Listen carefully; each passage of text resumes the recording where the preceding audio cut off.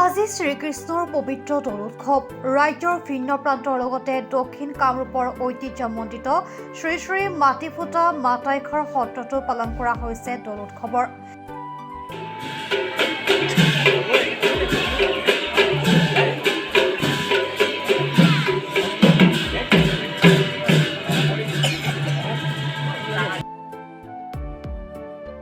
শ্ৰী শ্ৰী মাটিফুটা মাতাইখাৰ সত্ৰত তিনিদিনীয়া কাৰ্যসূচীৰে পালন কৰা হৈছে পবিত্ৰ দৌল উৎসৱ।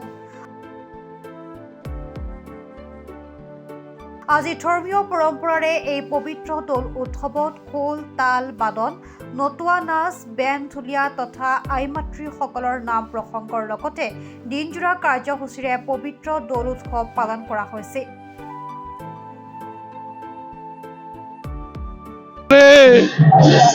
ঐতিহ্যমণ্ডিত মাতাইখাৰ মাটিফুটা সত্ৰৰ পৰম্পৰা হিচাপে আমি তাহানিৰ পৰা দৌল উৎসৱটো বৰ উলহ মালহেৰে পালন কৰা হয় আৰু প্ৰত্যেক বছৰে আমাৰ যেনেকুৱা কাৰ্যসূচীৰে আমাৰ এই উৎসৱটি পালন কৰা হয় এইবুলিও ঠিক তেনেকুৱা কাৰ্যসূচী লৈ আমাৰ দৌল উৎসৱখন পালন কৰা হৈছে।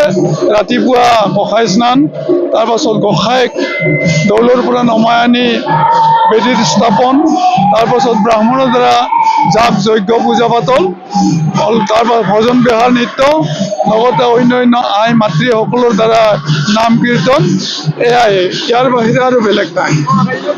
কি কৈছা?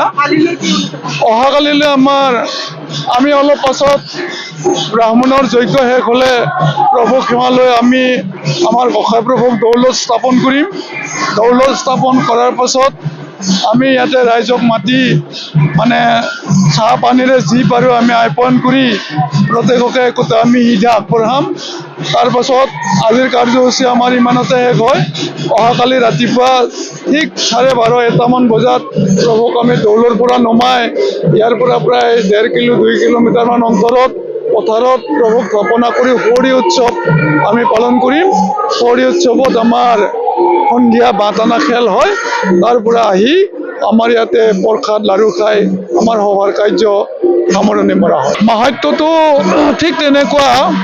আমাৰ ইয়াতে যদি কোনোবাই ভালকৈ সেৱা পূজা নকৰে, কোনোবাই যদি কিবা ঠাট্টা বিদ্ৰোহ কৰে, কোনোবাই যদি কিবা তাচ্ছিল্য কৰে, তেতিয়াহ'লে আমাৰ গোসাঁইৰ তেওঁৰ ওপৰত অলপ অসন্তুষ্ট হয়। হয়তো তেওঁ ৰাস্তাত কিবা এটাও হ'ব পাৰে বা তেওঁ বহু পাছত কিবা এটা বিপদ বিঘিনি আহিব পাৰে। ঠিক তেনেকুৱা আৰু বহুত আছে। আমাৰ গোসাঁই কি হয় ঠিক ওলোৱাৰ পাছতে গোসাঁই জোকে বোলে এটা কথা আছে। আৰু যদি তেওঁ অসন্তুষ্ট হয় তেতিয়াহে জোকে, যদি অসন্তুষ্ট নহয় তেওঁ নুজোকে। সৌৰী উৎসৱ লৈ গ'লেও একেই, যেনেকুৱাকৈ তিনচুক যাই পোৱাৰ লগে গোসাঁই জোকে আৰু আমাৰ ডাঙৰীয়া বয়সীয়া সদায় সাৱধানতা অৱলম্বন কৰি থাকে। তেওঁ হৰিধ্বনি দিহে তেওঁ শান্ত কৰা হয়। বৰদুৱাৰ বাগানৰ পৰা স্বপ্না দাসৰ ৰিপৰ্ট, প্ৰাতঃ টাইম ডিজিটেল।